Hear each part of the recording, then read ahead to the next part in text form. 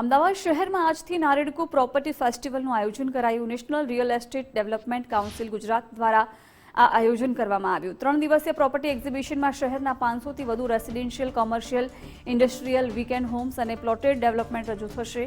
Property એક્સપોથી અમદાવાદના real estate સેક્ટરને વેગ મળશે। ઉર્જા મંત્રી ઋષિકેશભાઈ પટેલના હસ્તે આ પ્રોપર્ટી ફેસ્ટિવલનું ઉદ્ઘાટન કરાયું।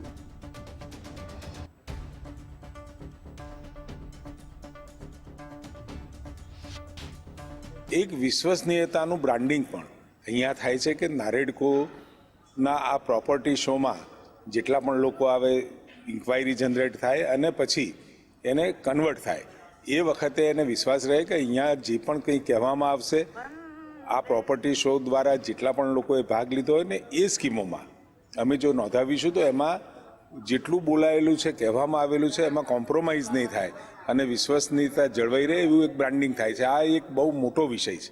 બાકી નારેડકો છે ને એ એવો પ્લેટફોર્મ છે કે અહીંયા અત્યારે જે આ પ્રોપર્ટી શો કરી રહ્યા છે 45 to 50 ટૂંકમાં 50 લોકોનું જે એક્ઝિબિશન છે અને અહીંયા તમને લગભગ રફલી 100 to 500 પ્રોપર્ટીઝ એક જ રૂપમાં બધી જ સેગમેન્ટના મળશે, like affordable, premium, plotting, everything.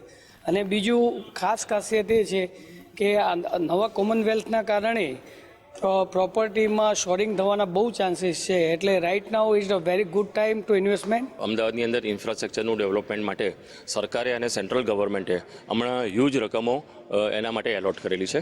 એનાથી આવનાર સમયમાં, આવનાર 1-2 વર્ષની અંદર એવું દેખાઈ રહ્યું છે કે અમદાવાદની સિકલ બદલાઈ જશે અને સાથે સાથે રેસિડેન્શિયલ, કોમર્શિયલ પ્રોજેક્ટની ડિમાન્ડ ખૂબ જ પ્રમાણમાં વધશે એવું લાગી રહ્યું છે કે અત્યારે જે બજાર જે અત્યારે પરિસ્થિતિમાં છે એના કરતાં ઘણી સારી પરિસ્થિતિમાં બજાર આવશે। ઇન્ફ્રાસ્ટ્રક્ચર ડેવલપમેન્ટના કારણે આવશે, જે કોમનવેલ્થ આવી રહી છે એના હિસાબે આવી રહી છે અને ટૂંક સમયમાં અત્યારે એવું સંભળાઈ રહ્યું છે કે જે 36નું જે ઓલિમ્પિકની જે વાતચીત ચાલી રહી છે એના માટે પણ 6 મહિના 12 મહિનામાં એનું પણ ડિક્લેર થશે।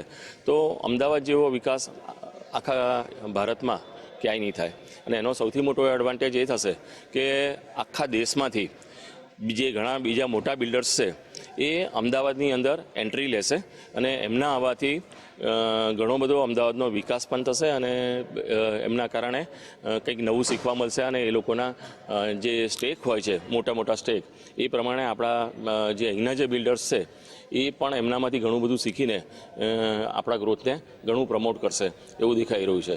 અને નારેડકો જેવી આ સંસ્થા જે અત્યારે આવા બધા એક્ઝિબિશનો કરે છે